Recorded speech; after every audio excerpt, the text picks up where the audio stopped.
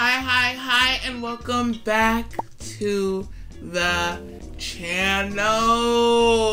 Is my Cancer Horoscope Horror Stories. I said Cancer Horoscope Horror Stories. I said Cancer Horoscope Horror Stories. Cancer season. Did you think I would miss you? Did you think I was gonna sit here and I was gonna miss you, Cancer? Never.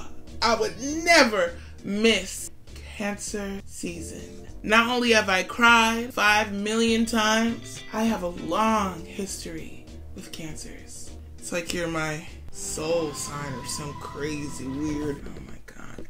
I believe that Cancers are the signs that I have personally been romantic with the most out of any other sign. It is Cancers that come for me. Every person I have ever dated or talked to have Cancer placements in their chart. I do not.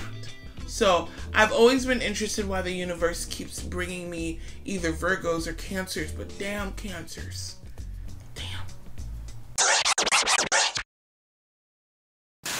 Cancers are the age group of 21 to 28, the age of maturity. Cancers are intuitive, smart, sensitive, but can also be a little manipulative.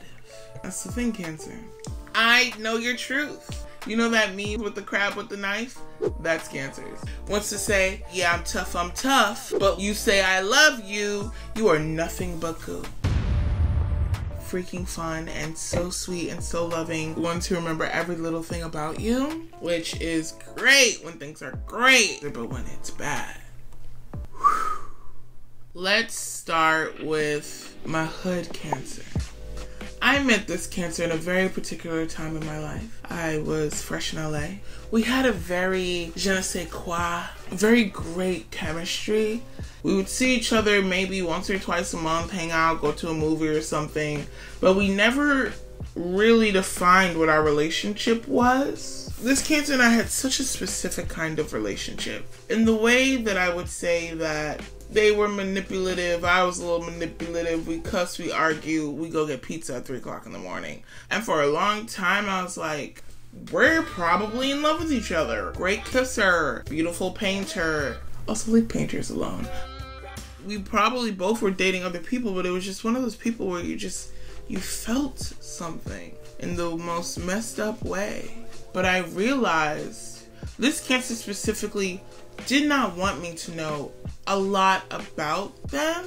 They definitely were very secretive with really getting very vulnerable, which you guys know from my Gemini Horoscope Horror Stories. Link there. I've been working on really learning how to be vulnerable, and I think it was until recently, before quarantine, I really tried to ask the hard questions, and I really tried to ask, what is the path? And my hood Cancer wasn't really doing the work.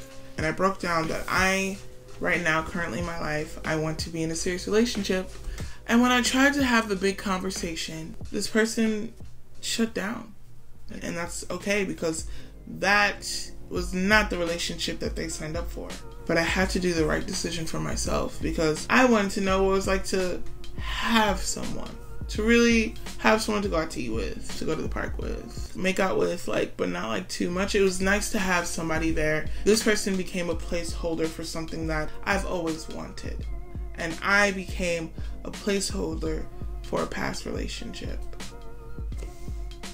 But we ain't out here to be nobody placeholder for real love, baby. If you can't love a bad bitch, then get the out of the house. My advice for that, Cancer number 1, know what you want. Be honest. Because if not, we're just wasting each other's time.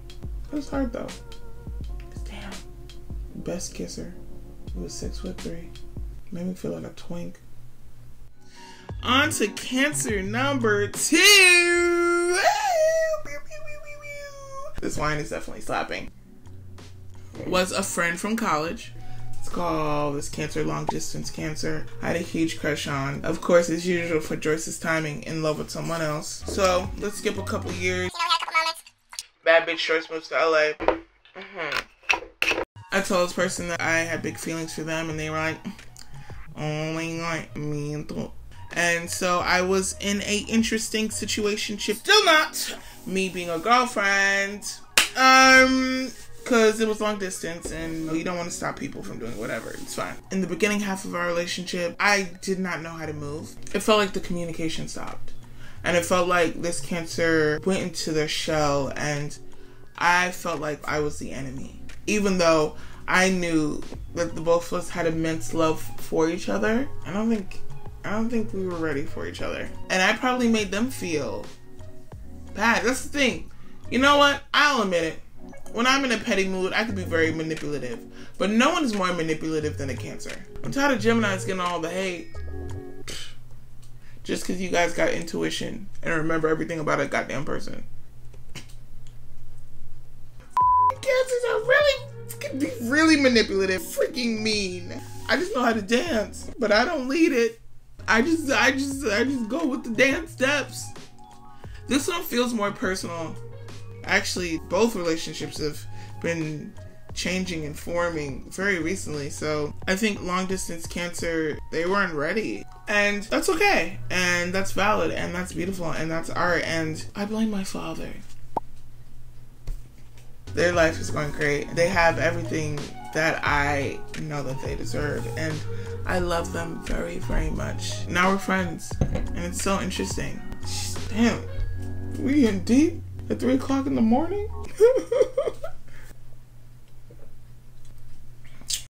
Cancer number 3. I did not personally date this Cancer. This Cancer is someone I consider a friend. With this Cancer, I really feel like they're in a place in their life where they are for the streets and they don't know how to be for the streets because they secretly are super emotional, loving, and caring. And being for the streets is very hard for them, probably hurting them a little bit. I'm gonna call whole phase Cancer.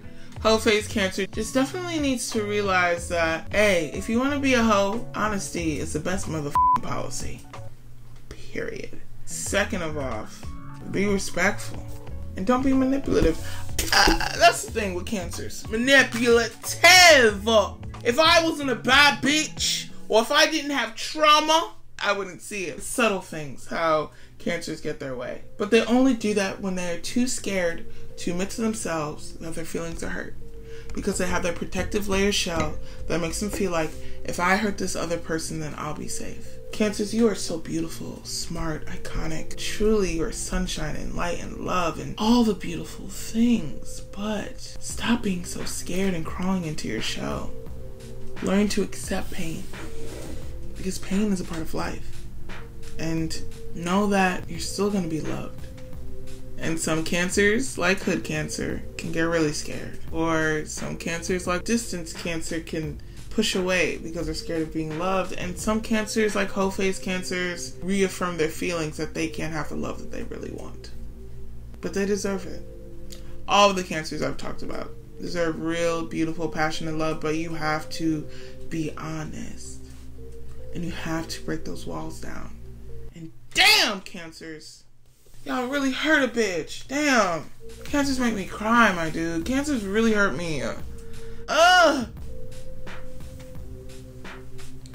I still love you anyway. That's the crazy part.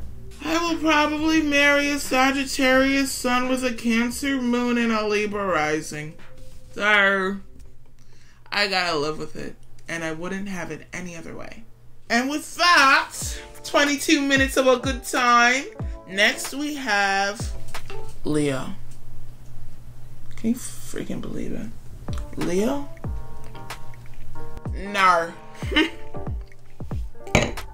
Leos are basically the reason why I don't even know if I could be in a committed relationship. But let's do this. Leos, I hope you know that I'm coming for you. You want to be the star? Baby, you are the center of this roast and I'm ready to burn. Alright. Like and subscribe and tell me your least favorite thing about Cancers. Love you. Bye.